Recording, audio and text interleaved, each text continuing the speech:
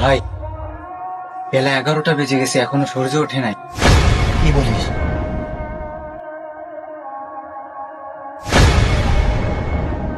আসলেই তো সকাল হয়নি।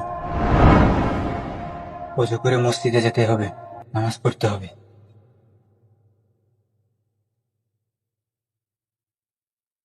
আল্লাহু আকবার।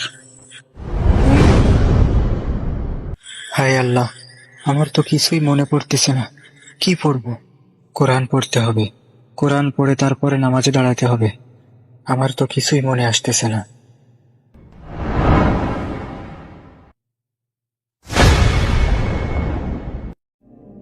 কিয়ামতের আগে কোরআন উঠায় নেওয়া হবে।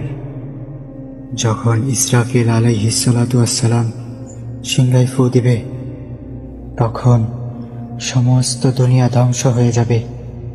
সবকিছু তুলোর ন্যায় উঠতে থাকবে। কিয়ামতের দিন সমস্ত নবীরা ইয়া নাফসি নাফসি বলতে থাকবে। শুধুমাত্র আমাদের শেষ নবী হযরত মুহাম্মদ সাল্লাল্লাহু আলাইহি ওয়াসাল্লাম উম্মতি উম্মতি বলতে থাকবে।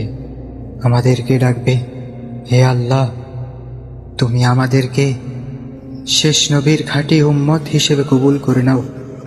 আমিন।